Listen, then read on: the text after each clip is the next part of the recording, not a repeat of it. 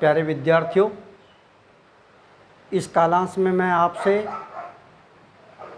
अपत्याधिकार प्रकरण जो पिछले कालांशों में चल रहा था उसी क्रम को आगे बढ़ाते हुए दो प्रत्ययों की बात करूंगा। तद्धित प्रत्यय दो प्रत्यय हैं, यत प्रत्यय और अणय प्रत्यय। इन दो प्रत्ययों की मैं चर्चा करूंगा। दो सूत्र आए हैं। एक यत प्रत्यय विधायक सूत्र है, राज स्वसुराद यत। सूत्र है राज स्वसुराद यत। ये सूत्र कहना चाहता है कि राजन और स्वसुर, क्या, राजन और स्वसुर, इन दो प्रातिपदिकों से अपत्य अर्थ में, संतान अर्थ में तद्धित संज्ञक यत प्रत्यय होता है। फिर दोबारा सुनिए, क्या, राज स्वसुरात यत। ये सूत्र कहना चाहता है कि राजन और स्वसुर प्रातिपदिकों से अपत्य अर्थ में, संतान अर्थ में तद्धित संज्ञक यत प्रत्यय होता है। उदाहरण देके बताना चाहूँगा। जैसे राजन्य है, राजन्य, क्या, लौकिक विग्रह क्या हुआ, राज्ञो अपत्यम। राज्ञो अपत्यम, राजा की संतान ने, वह क्षत्रिय जाति की हो या नहीं हो ये कोई जरूरी नहीं है, मात्र और मात्र राज्ञो अपत्यम, राजा की संतान होनी चाहिए, जाति इसके लिए कोई जरूरी नहीं है। राजन्य शब्द को है जो आया है, इसको लेकर के आपको सामने रूप सिद्धि बता रहा हूँ कैसे होती है इसकी सिद्धि।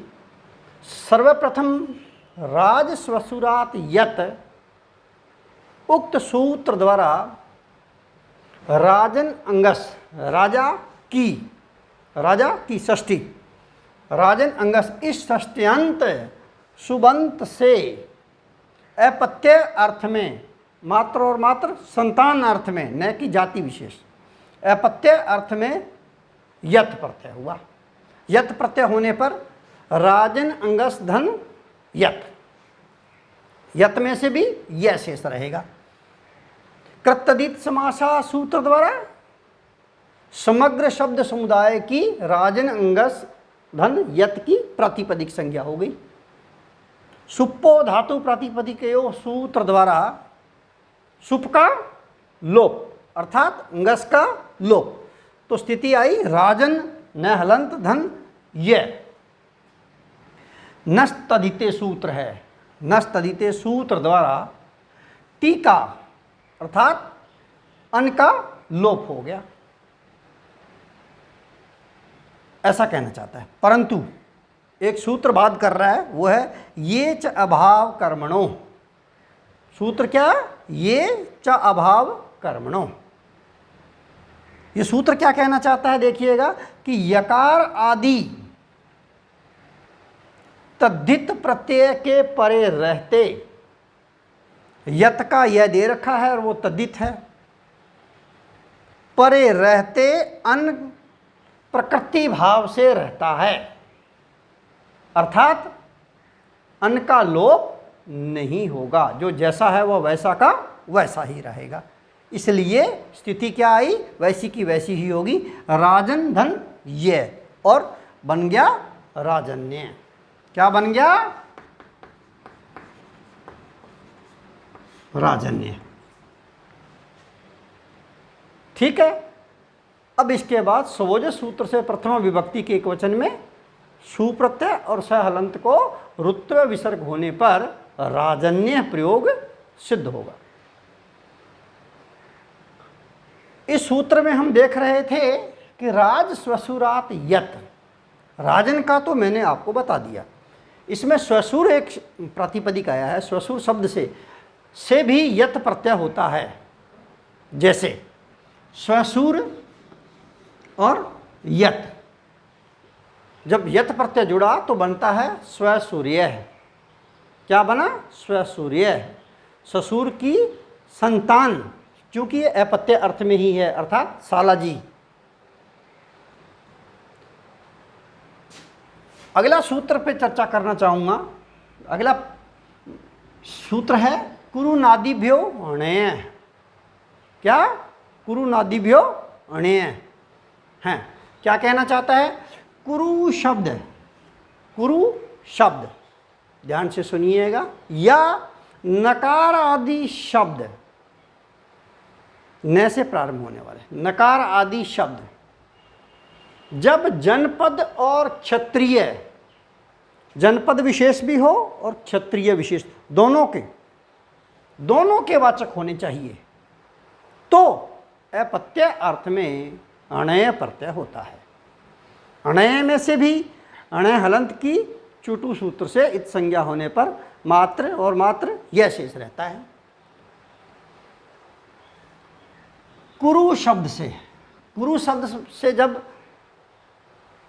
क्योंकि कुरु शब्द जो है वह जनपद का भी वाचक है और क्षत्रिय का भी वाचक है, दोनों का वाचक होने के कारण अपत्यादि अर्थ में कुरुणादि व्यवणय सूत्र द्वारा अणय प्रत्यय होकर कौरव्य बनता है। कौरव्य, इसका लौकिक विग्रह क्या होता है? कुरोरपत्यम, कुरोरपत्यम, कुरु की संतान, कुरु की संतान। हाँ, इसमें इस सूत्र में कुरुनादिभ्यो न से प्रारंभ होने वाला शब्द जो जनपद और क्षत्रिय दोनों का वाचक होना चाहिए, जैसे निषद्ध, जैसे निषद्ध, ये जनपद का भी वाचक है और क्षत्रिय का भी वाचक है, तो इसलिए इसमें भी अपत्य अर्थ में, संतान अर्थ में कुरुनादिभ्यो ने सूत्र द्वारा अणय प्रत्यय होकर के नैषध्यय बनता है। क्या बनता है? नैषध्यय। कौरव्य शब्द की सिद्धि बताना चाहूंगा आपको। जैसे सर्वप्रथम कुरुनादिभ्य अणय, इस सूत्र द्वारा कुरु अंगस, क्या? कुरु अंगस, कुरु की षष्ठी एक वचन, कुरु अंगस, इस षष्ट्यंत सुबंत से अपत्य अर्थ में अणय प्रत्यय हुआ।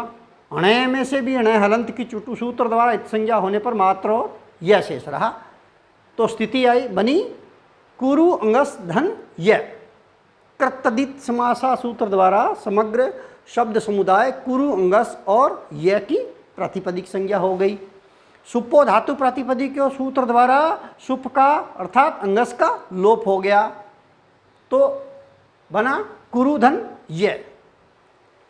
तदितेस्व चामादे, पिछले कालांशों में भी इस सूत्र को हमने पढ़ा था। तदितेस्व चामादे सूत्र द्वारा जो कौरु है उसमें भी जो अचों में भी जो आदि अच है, कुरु है, उस कुरु को आदि अच को वृद्धि आदेश औ हो गया, कौरु बना। क्या बना?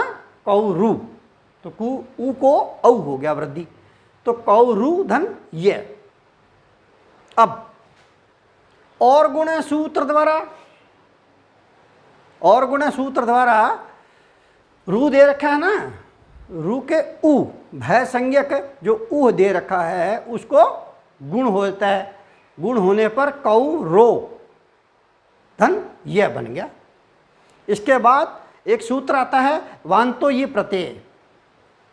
क्या है? वांतो ये प्रत्यय, इसको भी हमने पहले पढ़ा हुआ है। तो वांतो ये प्रत्यय, इस द्वारा ओ के स्थान पर अब आदेश हो जाता है यदि यह परे दिया हुआ हो, तो प्रत्यय के आदि में स्थित यह परे दिया हुआ हो तो ओ के स्थान पर वांतो ये प्रत्यय द्वारा अब आदेश हो जाता है। तो यत का यह परे दे रखा है जो कि प्रत्यय है, इसलिए ओ को अब आदेश होकर के कौर, ओ को अव और यह, और बना कौरव्य।